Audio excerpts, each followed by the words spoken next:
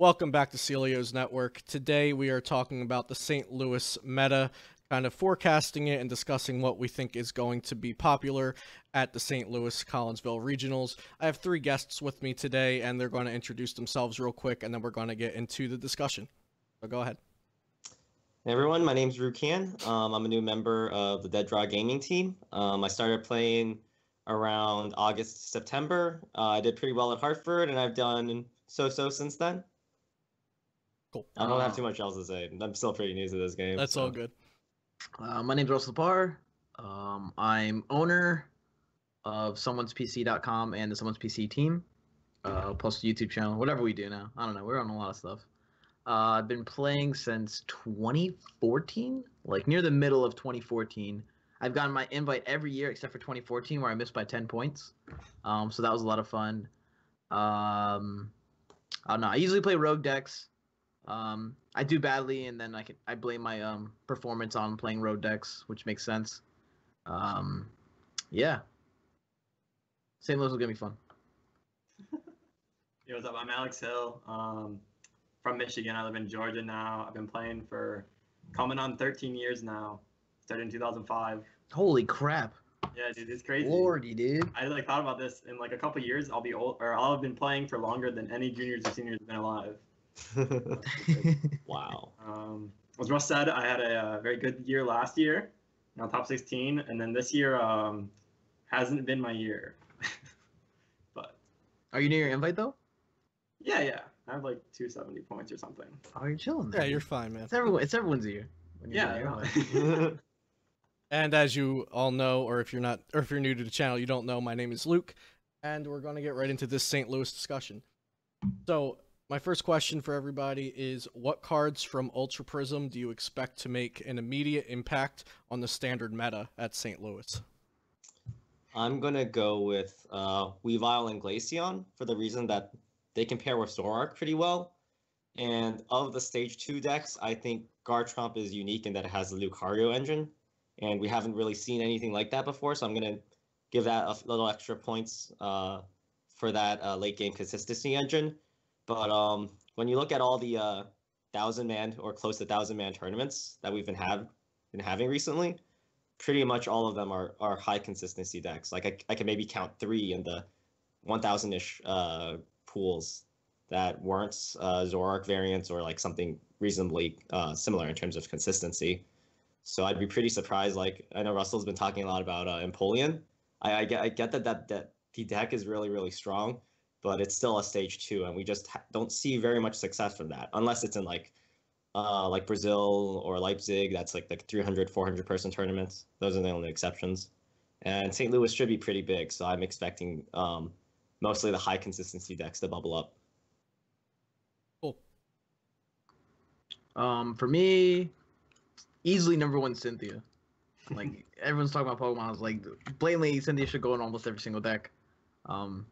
Unless you're okay with discarding your entire hand, which some decks are, so it's not too surprising for not to see it. But not me though. I like shuffling and getting my cards back. I really do think Empoleon's strong. I personally have played it both with Zoroark and Octillery. And you know, there's a lot of consistent decks out there. I honestly think Zoroark's taking a back seat this format, at least in terms of being an attacker. It's easily a solid draw engine. People are going to use it, and it's like a nice secondary attacker similar to what Lele provides. But instead of like Lele, depending on what energy your opponent has, you can just smack people for like 120 to 150 if you have a full bench and your board's really strong. So I agree with Rukan that Zoroark decks are going to be better, that Glaceon and Weavile benefit a lot from having Zoroark around. I don't feel like playing Zoroark because I'm almost near my invite and I'm going to have fun with this. However, I do think that Empoleon and Garchomp are strong enough to be 1.5 to tier 1.5 to like tier 2, mainly because you are playing Rare Candy and you're not playing Rare Candy into a Gardevoir, and that's a big difference in terms of like overall deck strength. I just want to clarify something you said real quick for the viewers. Yeah. You said Rare Candy into a Gardevoir. I know what you mean by that, but just clarify what you mean by like when you're playing Rare Candy in a Garchomp, you're not hitting it into a Gardevoir. Yeah. Well, Garchomp actually does have that kind of strength, and so does Empoleon.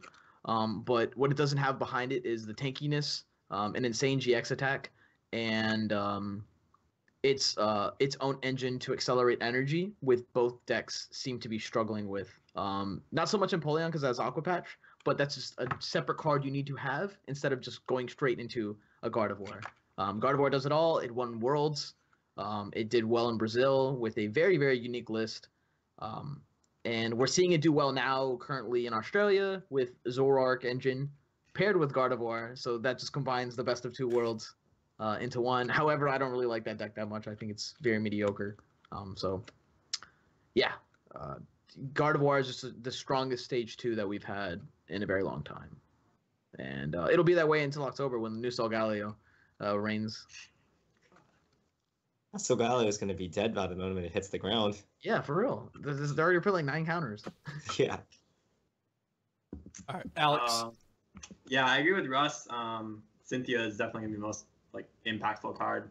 I mean, I think it adds a lot to the format. Decks like Greninja need that extra consistency card. Decks like Drampa that don't want to discard a bunch of their resources don't have to. And then decks like Buzzwole that don't really care because they're going out to such a lead. They can play it over maybe one of their ends, or they can play more of the draw supporters for the late game. Otherwise, I'd actually be pretty surprised to see much impact the format too much, except for the metal cards. I'm not as much of a brewer as Russ and Rukan are, but I think the metal cards are really strong, and I think the other cards really have to prove themselves. Or I think they'll have a lot of weaknesses, like Empoleon needing 2 energy attachments, Garchomp not being able to play a different supporter other than Cynthia to actually do anything, hurts those decks. I agree that they're strong, but I think they're kind of just they don't have enough things going for them to really do a lot. But I would be happy to be proven wrong. I'd be happy to see this format be more wide open than I think it is. And I think it's relatively wide open, but if it's cracked all the way open by the new cards, that's great. So, follow-up that I have on that, Glaceon GX. Personally, I definitely think it's going to impact the meta, but I definitely think there's a chance that it'll impact the meta even if it's not played. Just by people saying, oh, well, Glaceon GX is a card now, so I'm not going to play Zoroark Lycanroc. And then people not playing Zoroark Lycanroc gives new ideas and new decks a time to shine. What do you guys think about that? Will Glaceon GX actually see play, or will it just impact the meta by being a card? Well, I already play 4 Bridgets in my Zoroark lists, so it's not changing my lists any. I spoke to one of my teammates in testing the Weavile deck, and he found out you just put a Hoopa in there, and if you ever hit the Hoopa during the entire game, you beat Glaceon, unless they're running I don't know, Aerodactyl or Oranguru, something like that. Garbodor, but most of them aren't, and then you just pull out the Hoopa and you win. Yeah. Because they cut up their attackers. So I think it's still a good card, and I think a lot of people will try to make it work. It's really hard to evaluate how good red card Glaceon is, because you don't know how much red card affects each given deck. So it's a red card for me. Not like the physical red card. I think it's a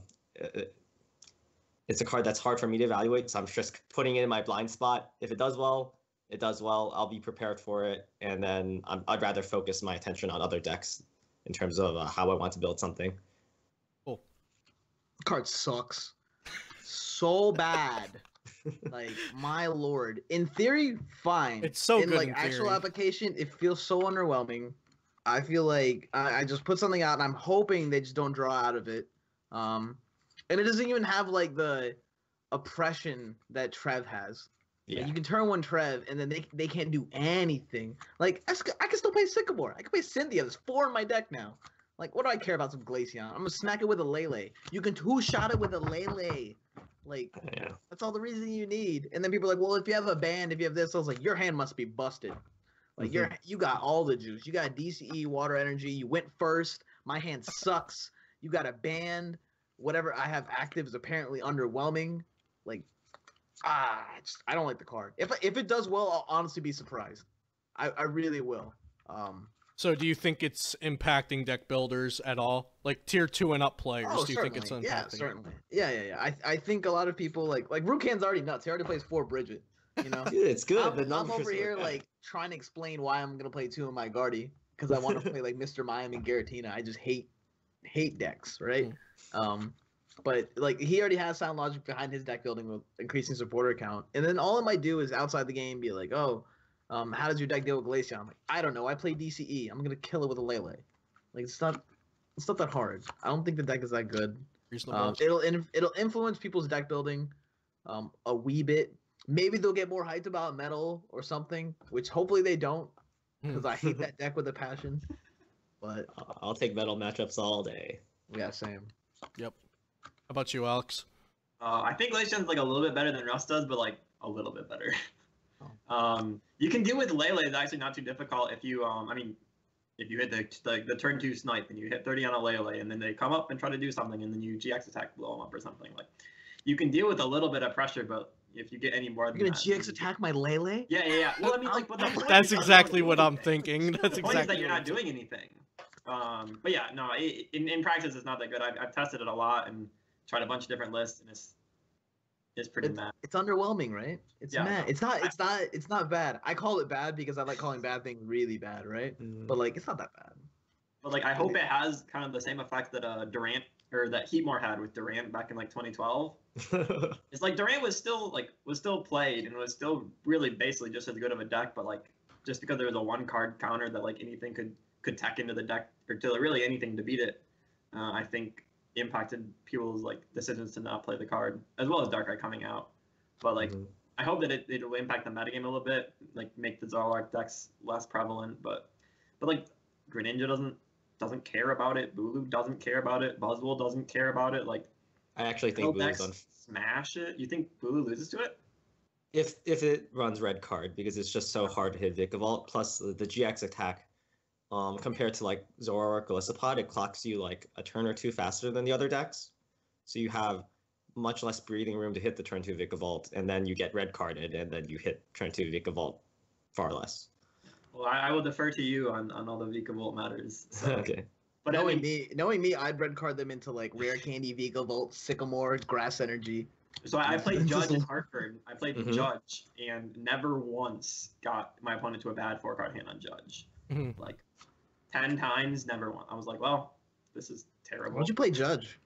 It was in Salazzle. All right. How'd you do? That was How'd you stupid. Don't ask. I told you this has not been my year. Wait, were you playing the same list as Diane Schmansky and Yeah, Diane and Xander. Didn't you beat both of them back to back? Yeah, but then I had Coco GX, so what could they do? Oh, you were playing Coco. I Yeah. forgot about that. I mean, He also Godrew the heck out of Xander. I was sitting there watching that massacre. It was like, pretty bad anyway. it was trying to make him home with the Coco, and he Guzman it. And I was like, my God, this poor ho. All right. So let's wrap up on talking about the single cards from Ultra Prism. What about Oranguru, the new Oranguru? Are we teching that in to beat the mill decks? Well, I'm not going to. Not for Weavile, because I'm planning on. I'm not going to St. Louis, but I'm just ironing the shit out of Weavile because I've got nothing better to do apparently. Right. I haven't play tested Oranguru, and I just don't know if it actually works. I'm guessing what you need to do, because like Oranguru only hits 60, so I don't feel like that's enough on top of resource management to like 60 a turn to actually kill a mill deck quick enough. No, So wrong Oranguru. The new The new Oranguru. Yeah. He hits for 60 for 3 energy. No. You put 3 cards on the bottom of your deck for a colorless. Yeah. But that's not going to win you the game. That's only going to tie. No, it does. No, you deck them out. You deck them out. You deck them out. You deck out the They mill can deck. never deck you out faster Yeah, than you can deck you out. literally just deck them out. They have to hit the nuts. They have to hit double handiwork on like every single one after you like mismanaged on playing every the entire game. every single Lucamine. Like after you've already mismanaged playing too many cards the entire game. I see. They somehow like not draw and like hit like handiwork Lucamine combo in the first like 2 turns of the game. You know. Like, And if you play puzzle, you can throw back double puzzle plus X card and you just keep doing it over. And then if you play Super Rod, you can be like, I'll Ultra Ball away some crap and then throw it on the bottom and just keep going. Don't you need like a super rod or something to make that actually survive the double handiwork? They also can't discard the cards you put on the bottom of the deck. Yeah. Like you put them on the bottom instead of the top. It's very, so you don't very even discard hard the to cards. them, Yeah. You Like- can also end them.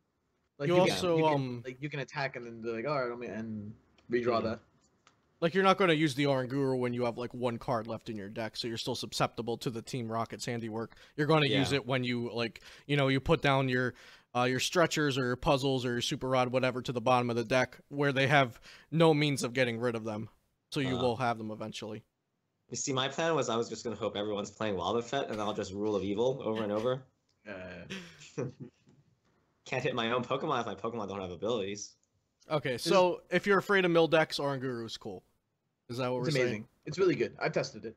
Yeah, and I don't think that the I don't know, the idea of playing like the Looker like deck for like control or whatever doesn't seem great, at least not now. But Have you Russ tested is it? smiling. I have not tested it. Not bad. Question: how does Oranguru deal with Sylveon? Because can't Sylveon just kill it? Yes. So it doesn't. Does it not answer Sylveon? It's whatever No, you're. it doesn't- It's whatever doesn't you're answer pairing it with. Sylveon. So if you're pairing with like just like a Zoroark deck that can't one shot the Sylveon, it could be like a big problem. Yeah. You're probably gonna lose that matchup anyway. Okay.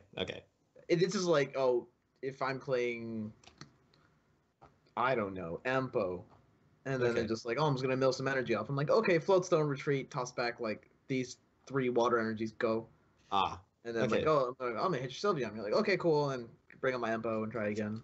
Yeah, it's not gonna turn any matchups against mill decks from like 30-70 to like 70-30. Mhm. But I mean, it'll take your 40-60s or your 45-55s to favorables, or like Okay. potentially just can't lose, you know. I'm just sitting here wondering if I should put it in like Weavile. So it's still not going to win me this Sylveon matchup. I'm not going to do it. And I think I stand an okay chance against Wishy Washy since I can copy its GX attack. And I can knock out their Hoopas. Makes sense. For those thinking what Weavile deck is Rukan talking about, we'll get to that in just a second. Yeah. So my next question is, so what new archetypes have promise in the testing that you've done so far? Well, obviously I've spoken enough about Weavile, but I have teammates that tell me they really like Magnezone or Garchomp or Glaceon. None of them are testing Empoleon yet, but that's just because they haven't gotten around to it. Honestly, I take it all with a grain of salt. Personally, I've really been testing myself is Weavile. I think it's not tier 1 because I think it has too big of a weak point to Buzzwole variants. Okay. You can take care of the Buzzwole, but when they tech something else, if they put in a single Zygarde EX, you need a very, very specific situation to actually one-shot that, whereas it might be sweeping 4 prizes before it goes down. Okay, so just summarize this Weavile deck for me. There's 2 ways to build it. My first gut reaction was to make it like a toolbox deck. I ran 1 Rule of Evil, 1 Admonish, and then like a Mr. Mime, a Mew EX, a Zoroark Break, just one of everything. That was okay. I still like it. I think the Rule of Evil has a lot of coverage. I don't like the fact that I kind of feel forced to put in a Mr. Mime. Then I passed the list on to a teammate, Kid Stark.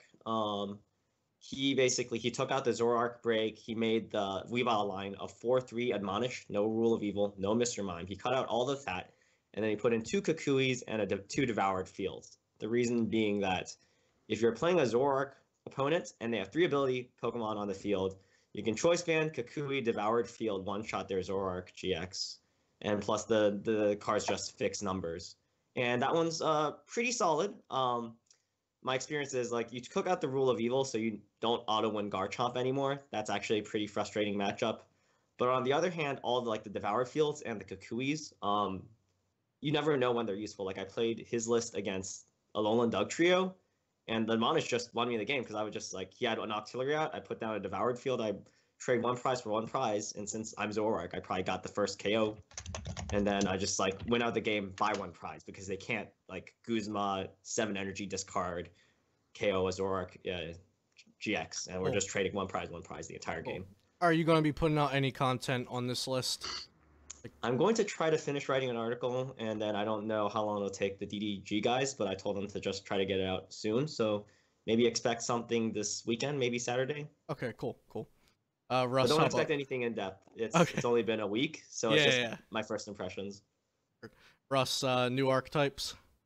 Empoleon, Garchomp, and Gardevoir I've been testing like crazy. I tested Magnezone Duskmane for about 7 hours. That was fine. I love those decks. I love turning off my brain for a little bit. It feels really good. and I think that someone's gonna find a really good list of Duskmane Necrozma and make day 2 with it, and in doing so, they're gonna dodge all the Garbodor. Then they're gonna lose in top 8 to the Garbodor decks that are gonna dumpster them. Yeah, So Espeon Garbodor, like I played 4 in a row. I played against 4 Duskmane decks in a row with it, and just everyone was a dumpster. you just backhand them. So bad. Are people running the 3 Coco lists that Ben Potter took? I'm Or not. is it like just the one They're Coco? all over the place with it, honestly. I was trying that. I was trying a Coco based list or like a spread based list before Ultra Prism format, but with Ultra Prism format, I have one Necrozma in there, and Necrozma actually does a lot of work against a lot of decks when you're not expecting it to be a damage spread based decks.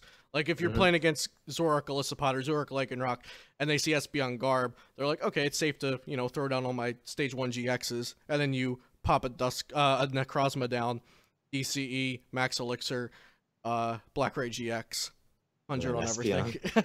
Yeah. But yeah, Espeon Garb's really. Continue your new archetypes, Ross. Sorry. Oh no, I've been testing the living crap out of Empoleon. So have some of the guys on my team.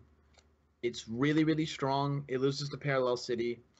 I'm trying to work on it where it doesn't lose to Parallel City, and you actually don't need to rush with it. So like some decks that really need that turn like 2-3 rare candy, mainly Garchomp, because you have to get Lucario online or you're gonna lose. You don't really feel that same strain with Empoleon, and I don't know. I think Empoleon, a couple of them are gonna make day 2 for sure. I think it's gonna have a solid impact on the meta, and it loses to old decks. It loses to like old school Parallel City. If people want to go Sylveon Gardevoir, it eats that deck alive.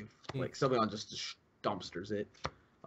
Cyrus has been extremely underwhelming, especially in testing. I first thought about it, I was like, it's gonna be juicy, and then I did it. I'm like, nothing changed. Like I might as well just kill him.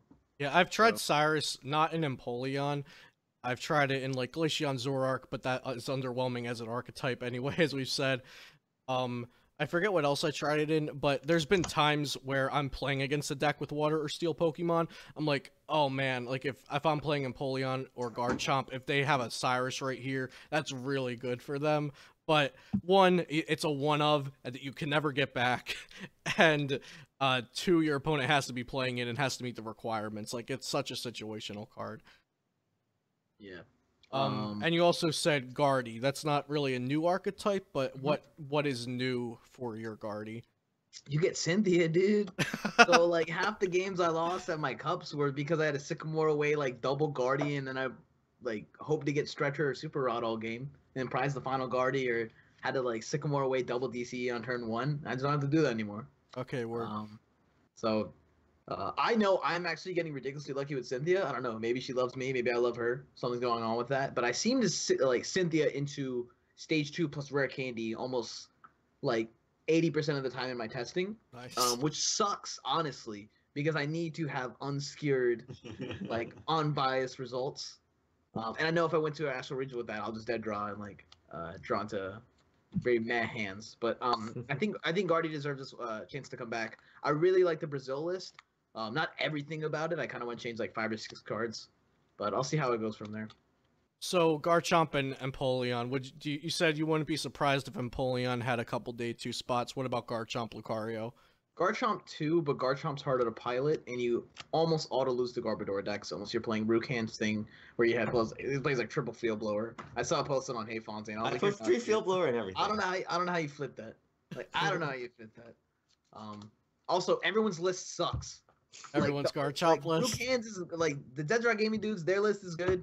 My list is good. I've seen like one other decent one on Hey Fontaine. Everything else has been pure trash. Everyone insists on running 4 Dragon Garchomp. It's so bad. Like 4? Yeah, they're angry. Yours was good too. Yours was like 4 cards off from mine. I've been testing. I did test 2 of the Garchomps, and yeah, our list is like 3 or 4 cards off because I also built yours.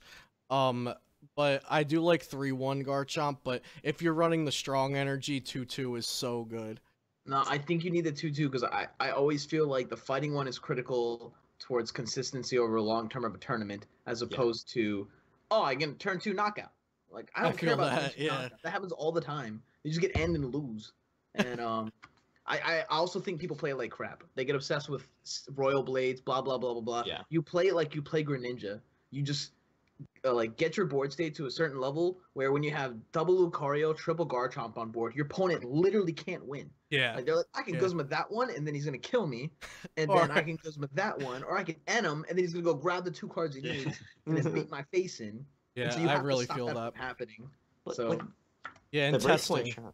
Oh, go ahead, Rukan. I was gonna say the breakpoint chomp is just a lot underrated. Like, Hmm. you can just 2-shot a Glaceon. It's a 1 prizer that 2 shots a 2 prizer. You don't even what's a need. Zoroark? Yeah, you just want to Strong Zoroark. ban. Peace. Yeah, people just don't play it correctly. Like I'll watch people play online. They're like, "Oh, I'm gonna do this, this, and this," and they're like, "Oh, now we can get a Royal Blades here." And I was like, "You shouldn't Royal Blades here, dog. I'm Put trying that to Royal your Blade back. setup. Go get an energy on the other Gibble."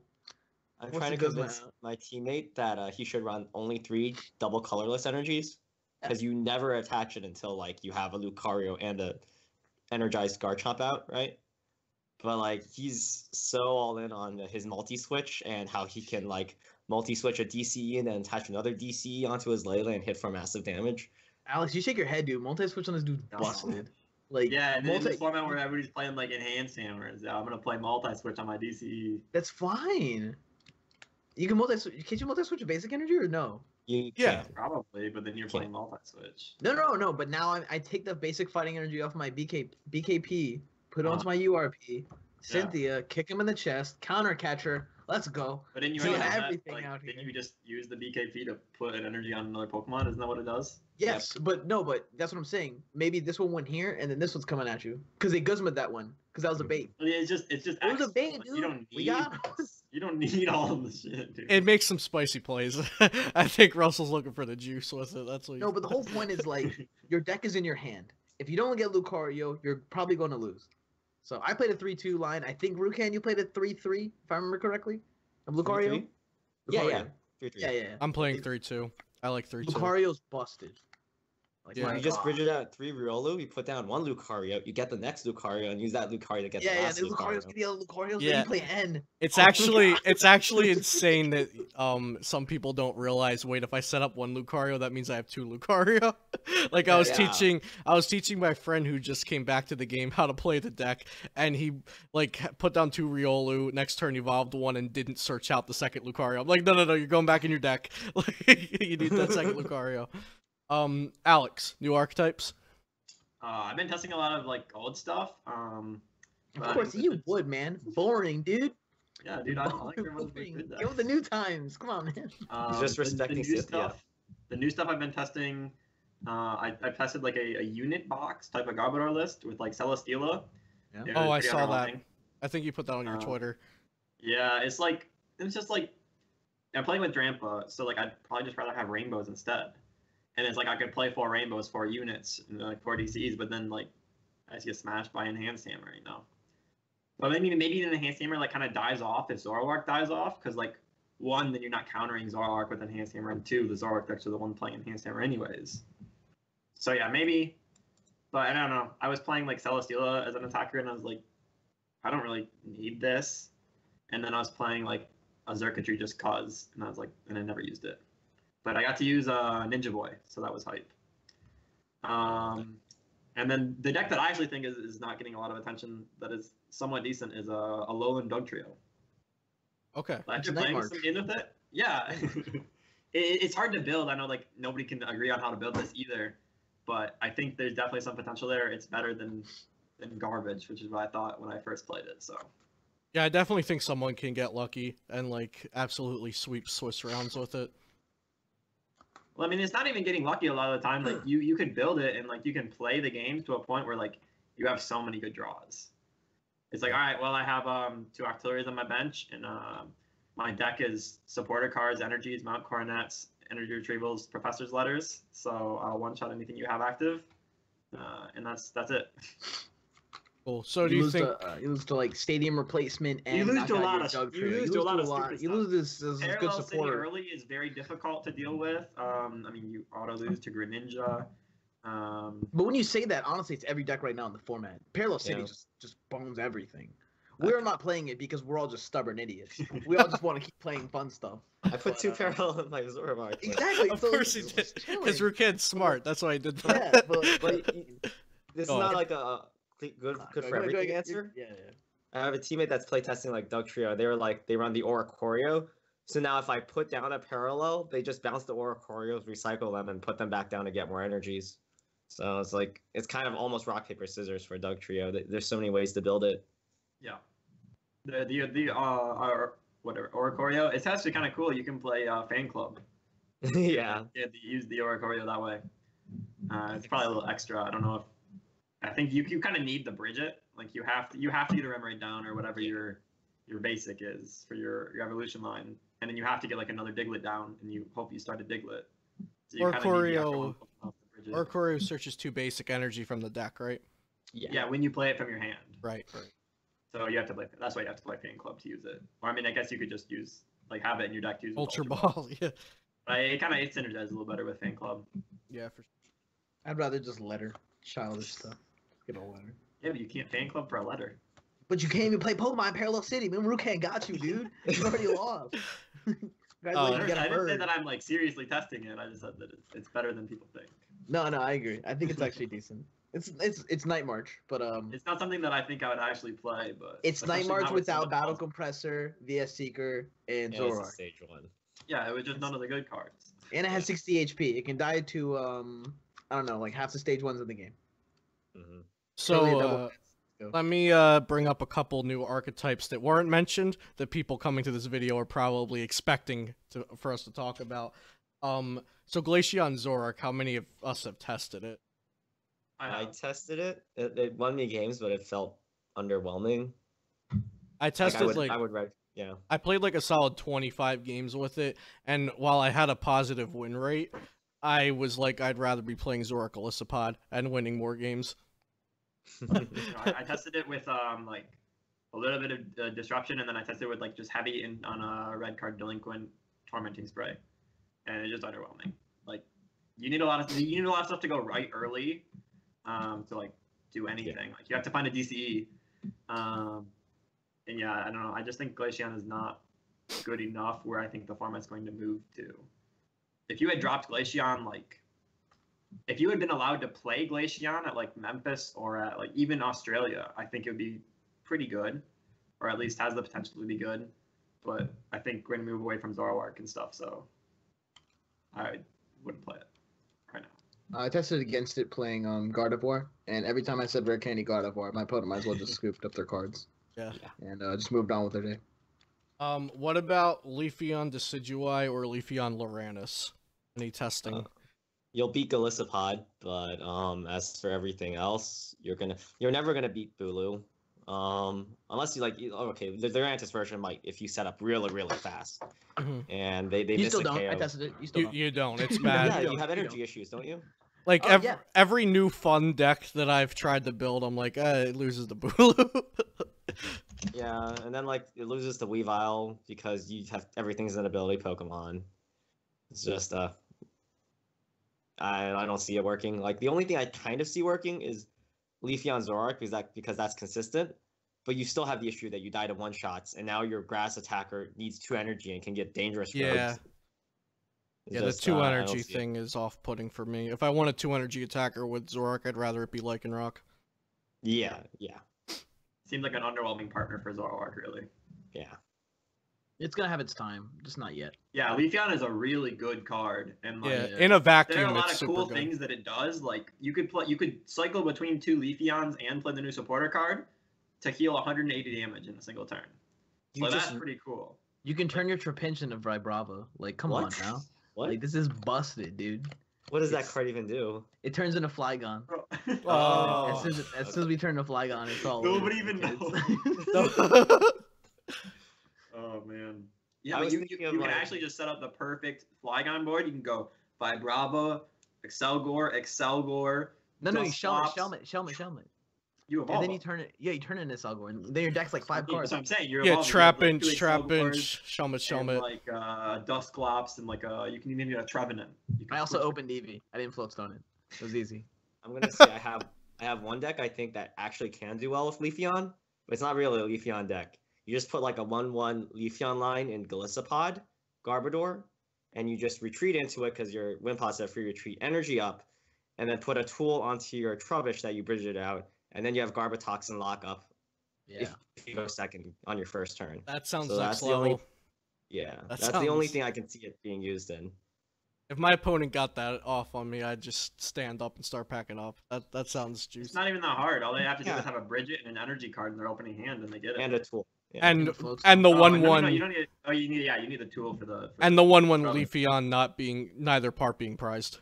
Yeah, it's not. It's an option. Is I don't what like- I'm saying. It definitely sounds fun. Sounds Yeah, Okay. but it's still like you need Leafeon needs you to not get one shot, and that's the Garbotoxin's the only thing that does that for you. Yeah. So word. Okay. So we talked a lot about new stuff. Let's go on to pre-existing archetypes. What pre-existing archetypes do you expect to perform well at St. Louis? I expect a lot of people to play Bulu because they think Bulu is kind of immune to meta changes because it has no resistance and all that. I am very, very far off the Bulu train now. I was like, the turning point was I was playing a game, and then I was playing Zoropod versus Bulu, and everyone tells you that Bulu beats Zoropod. The Bulu player goes first. He sets up Octillery, Vikavolt. I started Lele, so he took 2 prizes on his first attack immediately. And then I have 2 parallels, so I win. So the deck just can't take one-shots. I think at Memphis, Parallel was good, but it was underrated. Now people are running more Parallel. Like Benji at Oceania, he has at least 1 Parallel. I think everyone's onto the tech now, whereas I only ran into 1 other person playing Parallel when it was at Memphis. Yeah, And you and I were talking about Parallel back in our League Cup video, like a Yeah. month and a half or 2 months ago, and Yeah, it's yeah. finally catching on. I was like, I brought Bulu to Memphis, then I play tested a lot. I was like, I can't beat anyone that runs 2 Parallel. I just can't do it. So I dropped off of Bulu, and then it turns out not that many people played Parallel. But now I think that prediction's finally coming to fruition. And while I think a lot of like less experienced players are still going to play it, and they're still going to see success because Parallel still might not catch on that much, but it really does shut you down, and it is now becoming a lot more mainstream amongst the good players. And while you might get lucky and make day 2 with a Bulu, maybe like 1 Bulu, 2 Bulu makes it at St. Louis, but they need to get lucky. There's no way they make top 8, or they might even not make top 16 because people know how to play Parallel against it now. Especially like if you play Bulu now, it's like you need to run 3 Field Blower, or you can't deal with Parallel puzzle another Parallel. You just can't. Right. You just get locked out of taking your last 2 prizes. You just sit there, and then they sweep like 4 prizes against you, and you can't take even 1. And it's just But, the like, most frustrating experience. What's gonna go parallel double puzzle now? I guess Zoropod might drop out in That's St. what I'm Louis. saying. Is like I don't know. I haven't heard nearly as much talk about parallel as apparently you have. Not to a point where I would be afraid of playing a deck that loses to parallel right now. Yeah, like Glaceon wouldn't run it because then your bench snipe's even like a 10. No, So it you don't doesn't. wanna- It doesn't hurt bench snipe. It It's- does. It doesn't does. say. It doesn't Yeah, it say hurts it's only bench active. It does really. Yeah. I haven't Yeah. tested Glacial with Parallel. Well, so I I learned that the wouldn't hard know. way when I attacked with a Dart Tricks onto a bench Night Marcher Mhm. to kill it, and I was like, that does 0 damage. Oh, man. Yeah. Well, I think there'll still be decks that play it, mainly the Garbodor decks. So Okay, so I'm you sure think Vikabulu's showing is going to be lower? Sure. I think a lot of people are going to play it. I think the conversion rate is going to be less than what it was at, say, Memphis. So Did it less. have any conversion rate at Memphis? Yes, there were like 3 Bulus in top 35, I think. Okay, yeah, I think it was top 35. Yeah. Yeah. It's be worse than that. Yeah, I think it's going to be worse than that. Especially for a deck like Bulu that should have, should have beaten all or a lot of the Zoroark decks that were played in Memphis, especially like the Zoroark Lycanroc versions. I don't know. I feel like it. I don't know. I can't see it having like. I don't like. It's like I don't see like same thing with Pod. I don't see those 2 decks being as popular. So it's losing some of its good targets, and it's still vulnerable to Parallel. And you just, if people are like Espeon GX is getting hyped again, you just die to Espeon GX. Is that really bad?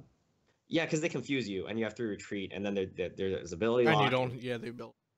and you might not run you might run one switching effect, so Mhm. it's probably the worst Garbodor matchup for you.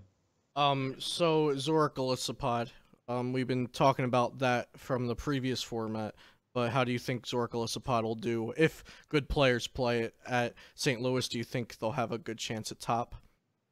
Are you guys asking me, or is this like a? Oh, I was asking you since you Oh, were okay. mentioning Zoricalissapod. It gains too many bad matchups. You can't pressure Magnezone quickly enough. You lose to Leafeon variants. You struggle really hard against Garchomp. You struggle a lot against any good Empoleon list, as in they need to run. I think Coco's the best. I think Pokepuff has the issue that Zora can trade away its basics and engineer a hand where you never get Pokepuffed. But I think you do lose to it just because, like, if they flying flip once, that's like you either lose or you're limited -1 bench, in which case you lose anyway. So I wouldn't play it because I think it has too many bad matchups, but I do like the fact that Buzzwole variants are getting more popular, and it is the one deck that beats like Buzzwole Garb and Buzzwole Lycanroc. So overall, it's still a minus in spite of that, though. Cool. Some really good input on those two decks. Russ, what do you think about pre-existing archetypes that will do well at St. Louis? Well, you mentioned Gardevoir already. Yeah. I was gonna think about other things. I honestly think Blue's gonna do fine. I think more people are hyped about doing like these new decks or trying to revive an old deck that takes a bad Bulu matchup. I also think that the people that Rukan and all of us like interact with is a very minute, like 5% of the actual field. Yeah, I think Rukan is while, kind of yeah, looking too far ahead. While I think like some people listen, the general community they don't, and they just want to play their Duskmane or they want to play like their Oko card or whatever it is, just to go with the flow. And Bulu, as of like recently, got more help through Cynthia, and like I said before, I made a post about this. I think like Rare Candy is extremely oppressive, and it's going to be more oppressive than it has ever been in a very long time, in this upcoming format. And I put Bulu at like the upper echelon of how strong Rare Candy is going to be at this tournament, regardless if people are playing Garbodor or not. Because Garbodor falls to its own inconsistencies, even with Palpad, even with Cynthia. You're still going to have these garbage hands that come out of nowhere, literally garbage. You're playing Garbodor. It's bad. And, yeah, I just don't want to. I don't want to give Garbodor too much credit, and if it's going to do well, and if Blues players are going to lose, they're more than likely losing to the top players, and those top players probably won't be playing the decks that are popularized now, like Zoroark, Golly, or Zoro Lycanroc, or Buzzwole Lycanroc. I don't know. I think a lot of things are going to take a huge backseat. And the old school cards, like the only thing that I could see sticking around maybe is Gardevoir and Bulu. Buzzwole Lycanroc is not going to go away. Espeon and Garbodor decks, they're going to come back. Whether or not they're going to dominate just depends on how their tournament run goes. There's a lot of evolution decks out there. There's a lot of Potown spread decks. I'm personally playing a Mr. Mime. I'm not losing to that childish spread mania crap. Yeah. So, Buzzwole Lycanroc, I'm also a firm believer that has a really good place in the St. Louis meta. Just talk about why, real quick, why you believe it's strong for St. Louis. It's consistent. If you hit Max Elixir, you kick your opponent in the chest. Sudowoodo copies all these busted one-hit KO decks that everyone wants to start playing. There's so many evolutionary decks running around that if you get like that God turn 1 strong energy knockout, if your opponent prizes 2 of their basics, they're sitting on 1 evolution for the rest of the game after you just took out the opening one. There's so many things going for it. There's a lot of decks that are, I'm playing this evolutionary line with a 2/2 Zoroark or 3/3 Zoroark, which is giving you a free 2 prizes throughout the tournament. Instead, you're just like kind of giving them a Lele, I guess. Octilla is very, very strong. That deck folds to Garbodor only because people aren't prepped enough for the Garbodor matchup. That's what I firmly believe. The entire time I'm watching the stream, I'm like, you shouldn't be doing that against Garbodor. Or like, your Buzzwole's about to get popped. Please don't do that. And then they do it. I'm just like, all right, well, there you go. This is why you're not going to make day 2, and we're all going to see the same names again. Because they just keep... they need to practice that matchup a lot more. And like Zygarde's so strong that people are sleeping on it.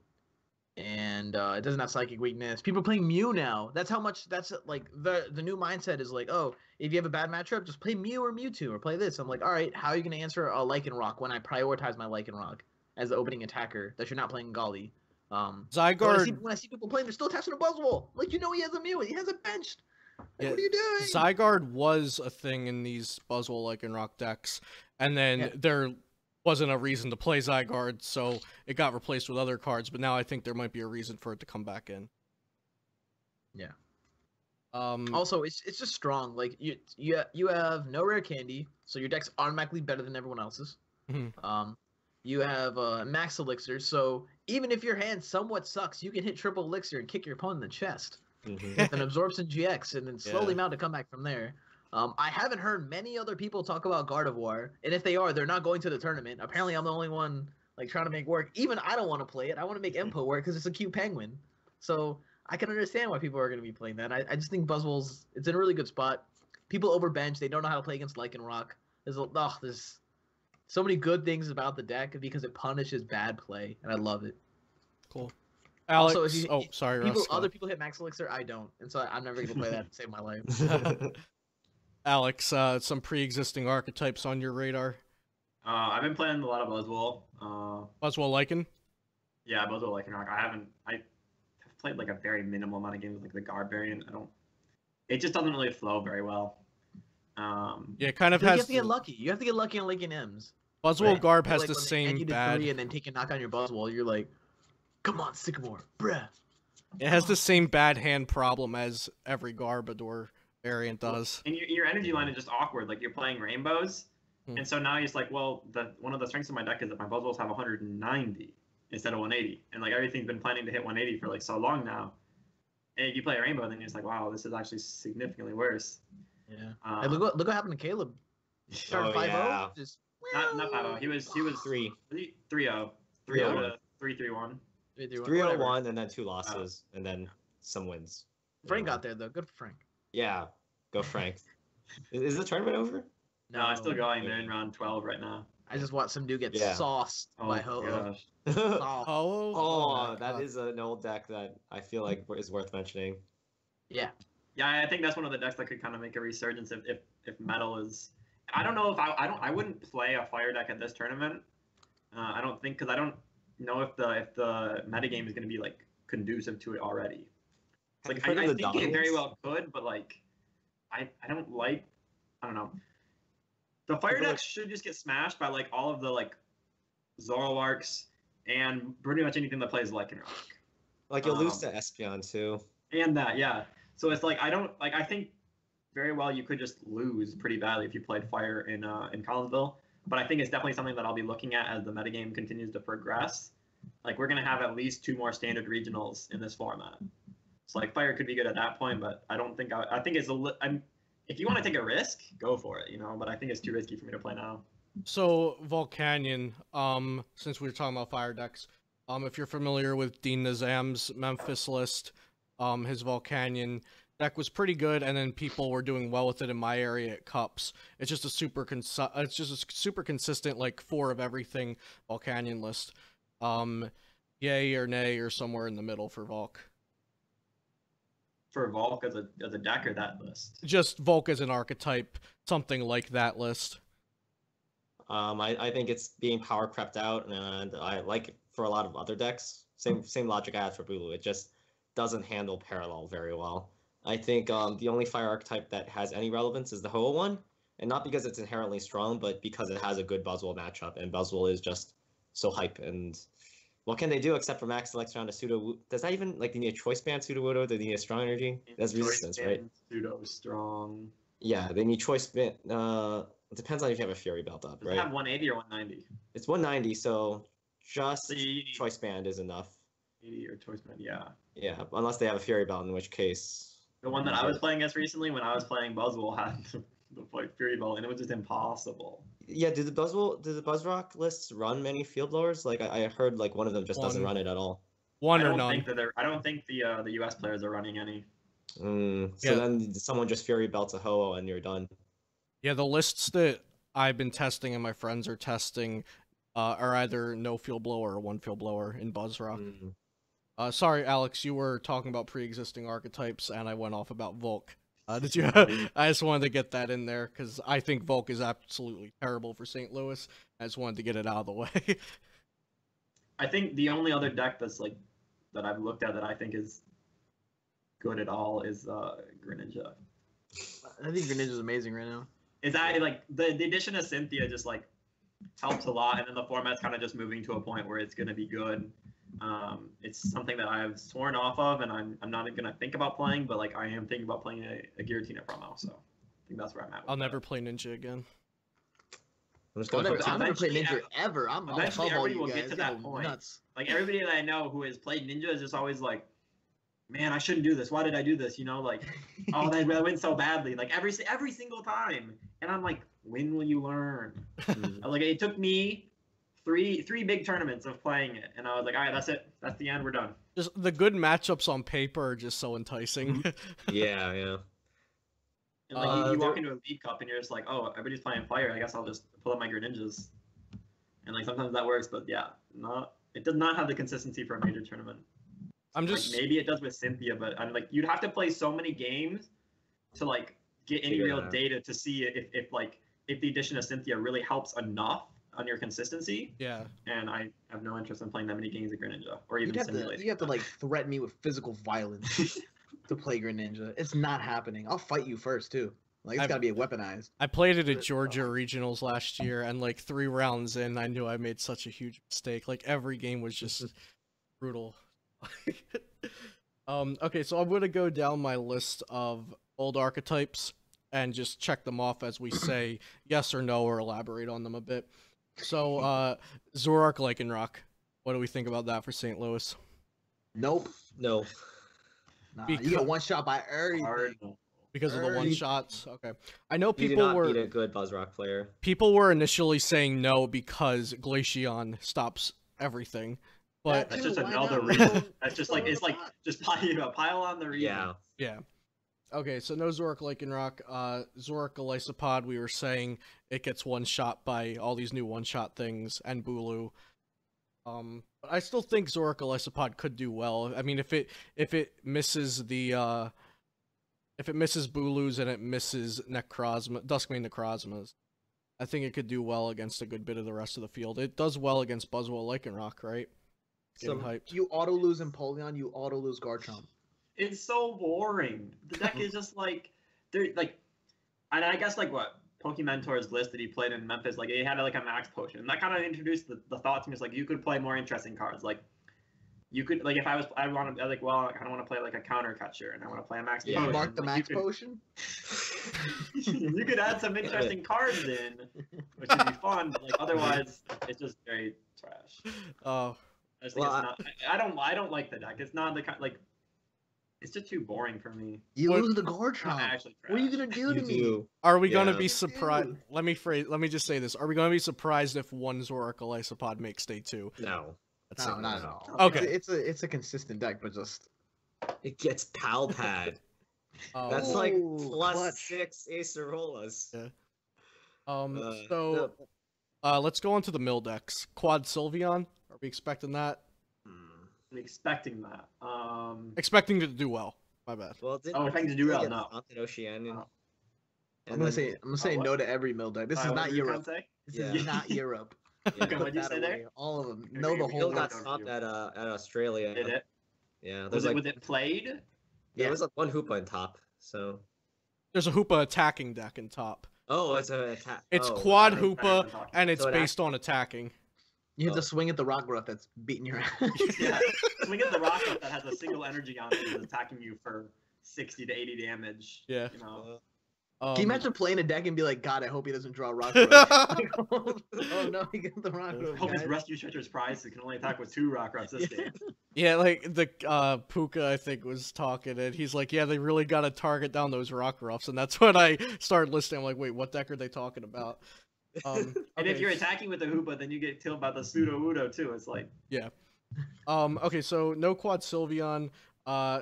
Quad Wob, is that just an Australia deck? Do we have to worry about that in the US? Actually, or Europe deck. Europe deck. Good. I think it's good, just not anymore. Okay. It's like How do you all beat these stall decks, Garchomp?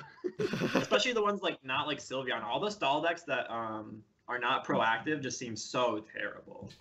Like if you know how to play against them, you should like always win or top. And Wob loses to Guardy, doesn't it?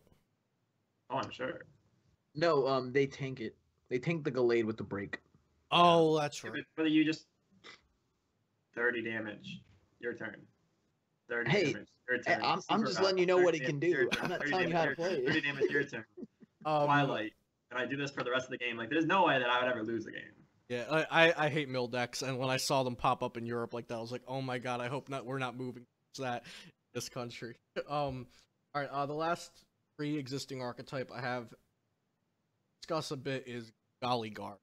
Does that have any viability for St. Louis? It has Garbodor in its name. That's a yes. Yeah.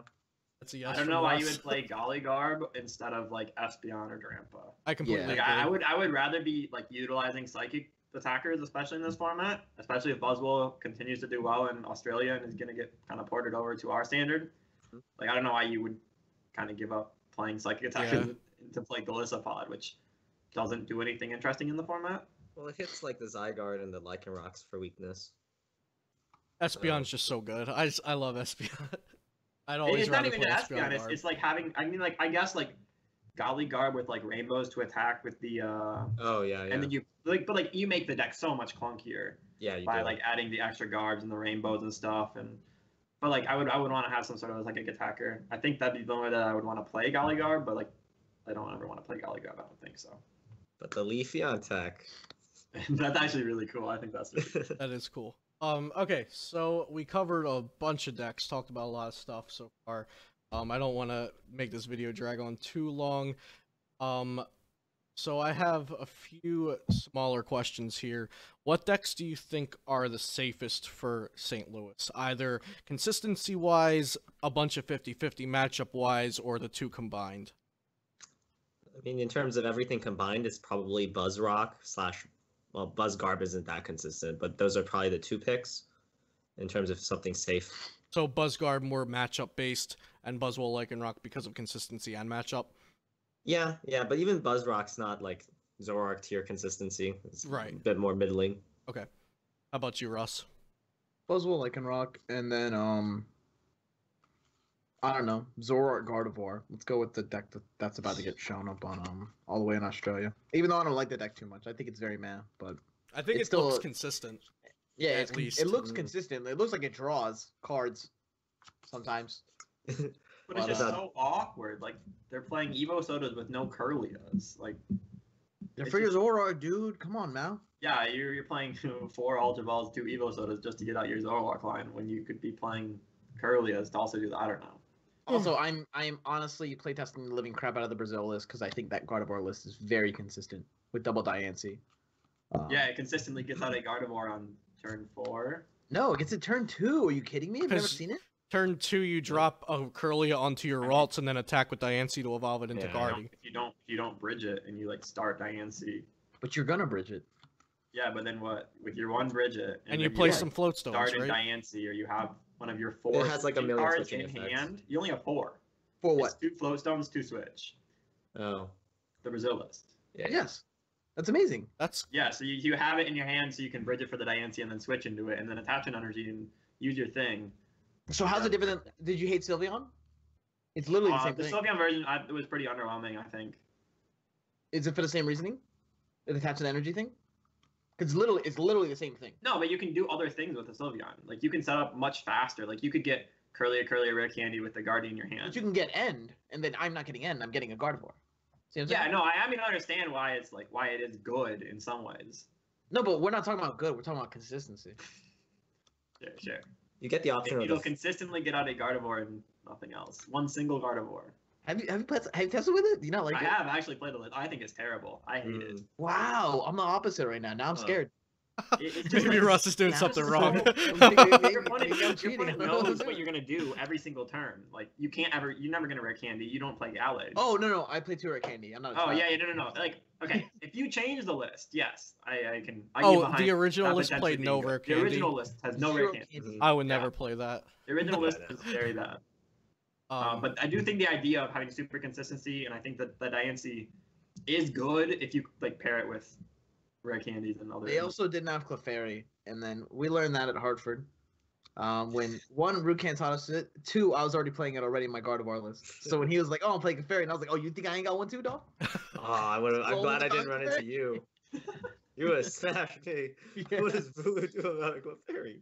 So I think people sleeping on Clefairy. Like even people watching this video, they're like, "Oh, that sounds great," and they'll cut it from the list.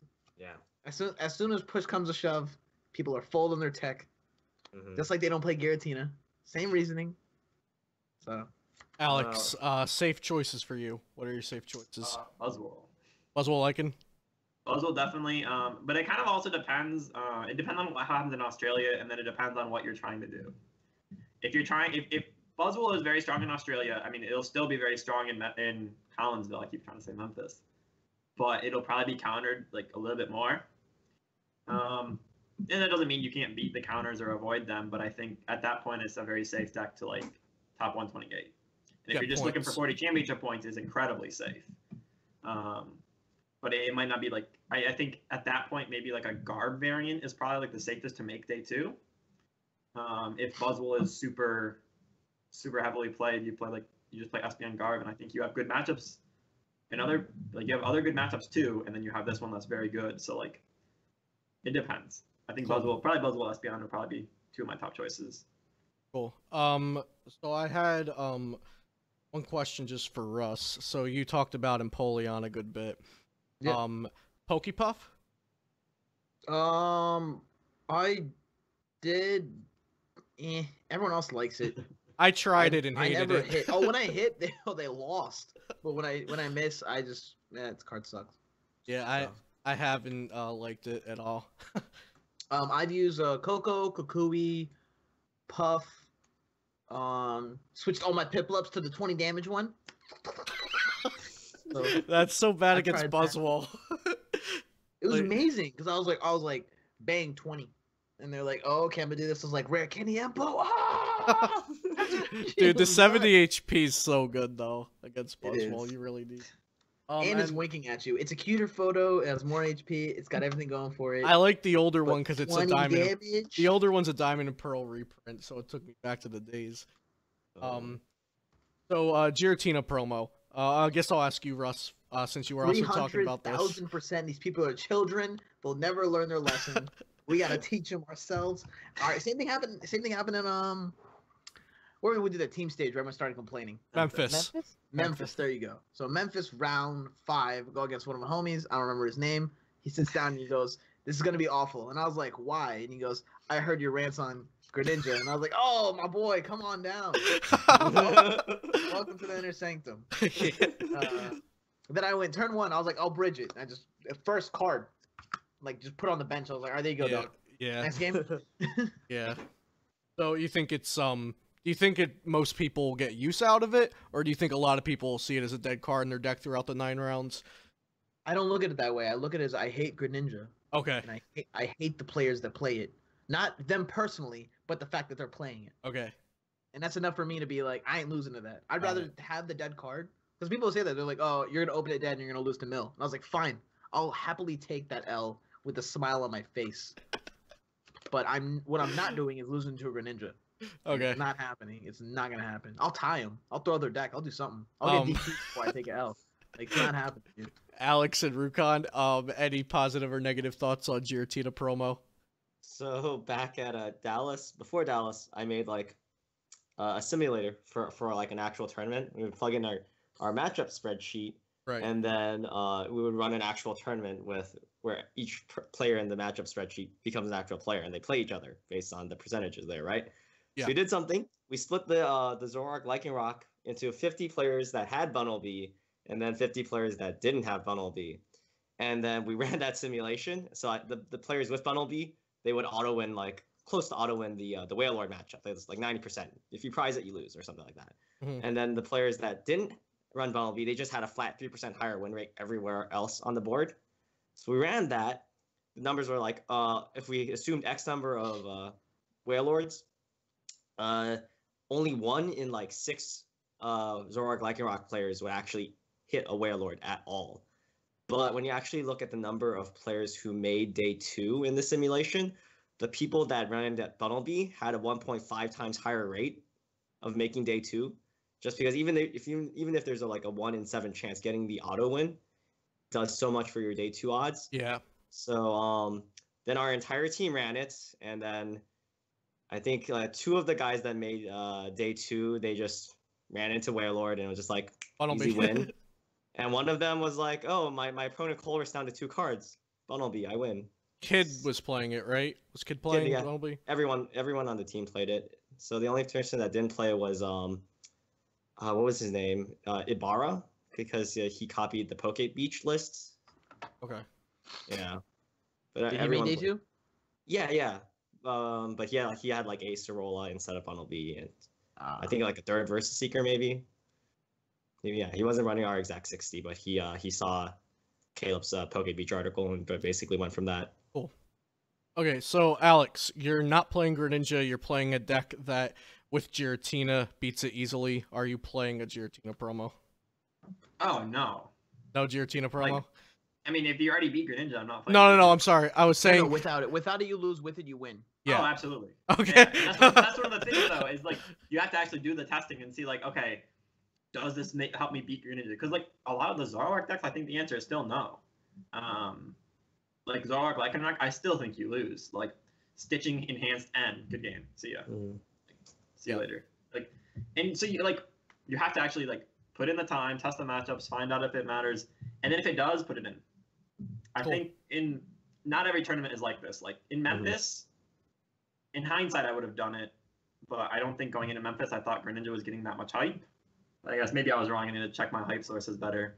But I think it matters even more on day 2, because in day 2 there's a very small pool of decks that you can play against, and if there's a single Greninja there that's wins the first round, then no matter where you came in, you actually have a very good shot at playing it at some point in the next like 4 or 5 rounds. Yeah. And if it gets you that 1 win on day 2, then it's worth a spot. Yeah, at looking at it day 2 wise, that's like looking at a medium League Cup and saying, oh, there's one Greninja player here, I better put in my Tina promo.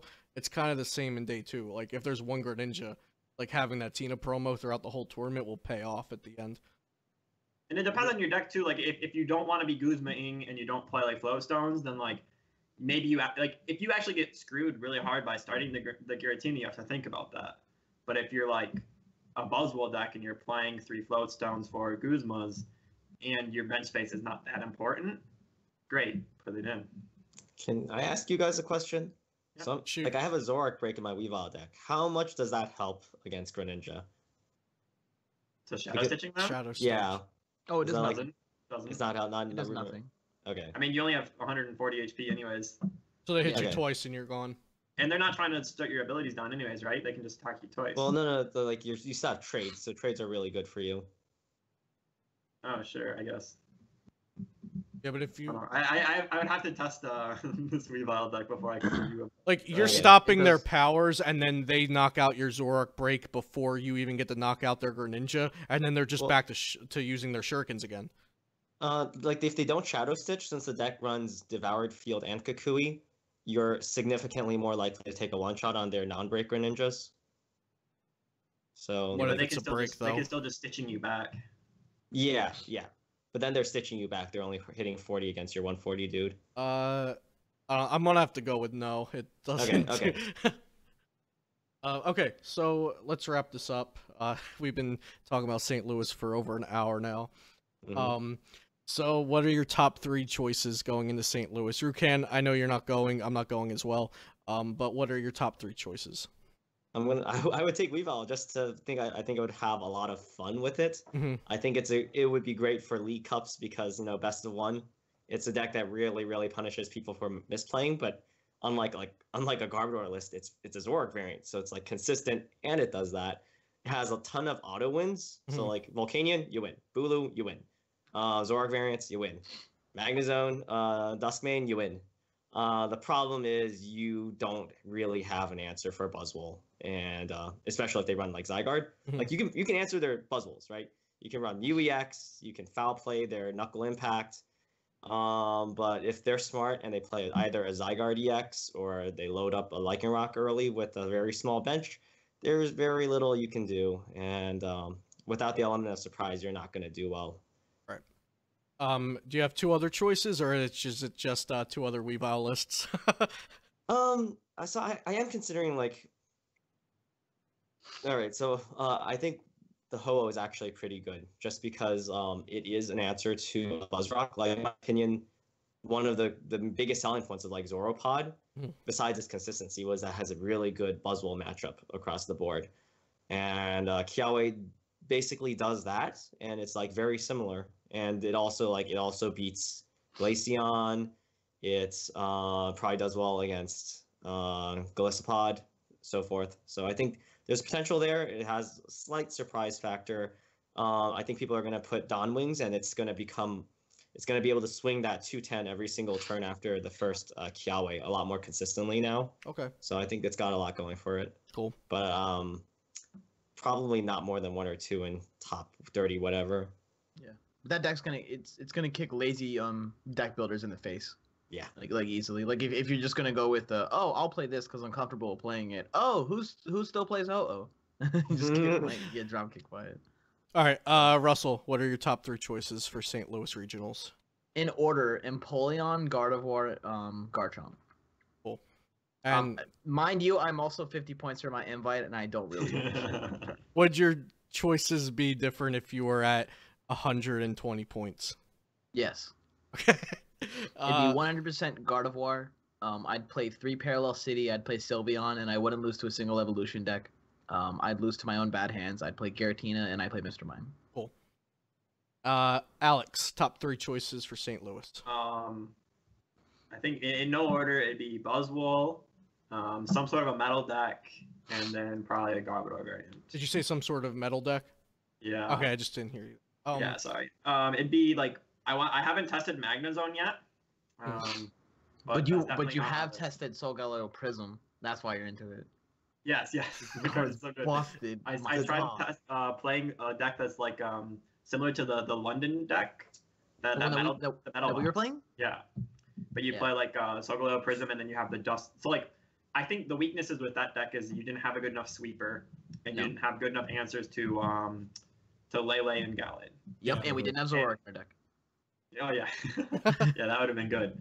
But yeah, I think the Dust Main Necrozma kind of solved all of those problems, and then the Solgaleo Prism is that just unbelievably busted. Like, yeah, does that deck just beat Garbodor? You kick them in the chest and they cry. Okay, it's not even fair. If you get a turn 1 Sycamore and you dump 2 Metal Energy and you Ultra Ball another Metal Energy away, they might as well just like scoop the game up right there. Yeah. Because you get a turn 1 Nitro Tank on Metal that you can keep using over and over and over, and you're not even a GX, so they can't hit you with a ban. And then if you're like load yourself up and hit for 190. If you're a madman like me and you play an Ace of Roll and you Ace Roll the Prism, like oh my feels. Okay, so cool. I'm not going. I was almost going for a day, and now I'm not going because I can't get out of work. But my top choices would be Espeon Garb and Buzzwole Lycanroc. I don't have a third choice because those are all I've tested so far. I guess a Garchomp Lucario, maybe, if Russell could. So, alright, thank you guys for being on the channel. That was a really cool discussion about St. Louis. If you want to go ahead and shout out whoever you want to shout out, go ahead, Rukan, you can go first. Shout out to my sponsor, Team Dead Draw Gaming. I'm going to try to write that Weavile article as fast as I can tonight and get it out as soon as I send it off to the sponsor. So check out their website in the near future. I'll leave a link to that, so if you're looking for Weavile, check that out in a few days. deaddrawgaming.com, right? deaddrawgaming.com? I actually don't know. I'll link it. I'll link it later. Yes. Yeah, I'll get the link to the answers. Yes. Okay, go ahead, Russ. Shout out to Someone's PC, the team that I own and that I run, and we're basically a family, because I don't feel like kicking anyone off ever. And some of the guys on the team really suck, but we're all friends, so it's nice. We all love each other. Shout out to Ultimate Guard, they're one of our sponsors. Shout out to Flipside Gaming. Shout out to the Pokemon community. Shout out to people getting caught cheating. Shout out to what we got here. internationals. Shout out to League Cups for giving me my invite, which I felt like I had a very mediocre year, but I'm for some reason 50 points away and it's halfway through the season. Shout out to Cynthia, man. My playtesting has been so much fun. Like just so many hard reads on my opponent, needing me to end them, and you're just like, I'll lay the Cynthia, you child. I was like, you can draw it on your own. Cool. Yeah, it's all shout outs. Alex. And I love being on videos with Russ. It's always funny. Check me out, sixprizes.com. That's the best way to support me, and we have lots of good articles. Or if you want to support me, check out twitter.com/KazamBolt, or I've been streaming on Twitch 2 or 3 times a week at twitch.tv/teampoliyswag. Cool. And you can go to my sponsor, Guardian Gaming, TCG.com, and use the code Celios Network to get 5% off on 100 codes or more. I'll leave a link to that and all of the guys' sites and sponsors and all that good stuff in the description below. Thank you guys again for joining me for this discussion, and I'll see you next time here on Celios Network.